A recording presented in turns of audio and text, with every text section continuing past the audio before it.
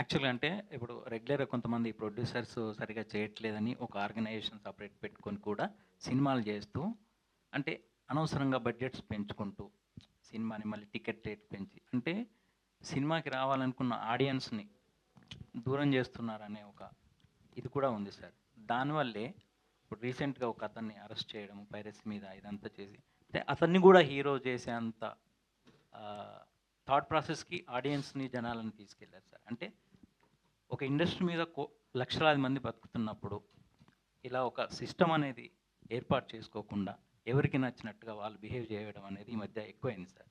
అంటే ఒక ఇన్ని సంవత్సరాల నుంచి ఒక 50 సంవత్సరాల నుంచి రన్ చేస్తున్న ఆర్గనైజర్‌గా అంటే ఒక ప్రొడక్షన్ ఇదిగా మీరు ఈ పరిణామాల గురించి ఏం చెప్తారు సార్? అంటే నెక్స్ట్ జనరేషన్ గానీ, ఇండస్ట్రీ మనుగడ అనేది కొనసాగాలంటే? అంటే see I don't know whether I'm saying the right thing or not. ఇండస్ట్రీలో ప్రాబ్లమ్స్ ఆర్ పర్మనెంట్. నా చిన్నప్పుడే ఇండిసిప్లిన్ ఎక్కువైపోయింది. ఆర్టిస్ట్ ఎక్కువ తీసుకుంటున్నారు, వీళ్ళు ఇలా చేస్తున్నారు అనేది we use to hear. It's not that it's new.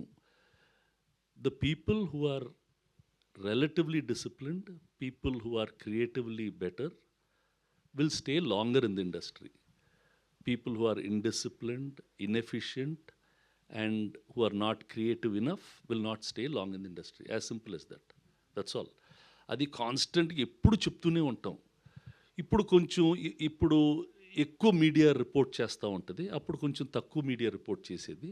But this is there. నా చిన్నప్పుడు నేను ఆ యాక్ట్రెస్ అంత ఎక్కువ తీసుకుంటుందంట, ఈ ప్రొడ్యూసర్ అంత ఇచ్చేస్తున్నాడంట, వాళ్ళు అసలు చూడు ఎలా భోజనాలు పెట్టేస్తున్నారు, వాళ్ళు ఎన్ని వేస్టులు చేసేస్తున్నారు, అన్నీ చెప్పేవాళ్ళు, అన్నీ వినేవాళ్ళం. అమ్మో ఇదే ఇదే అనుకునేవాళ్ళం.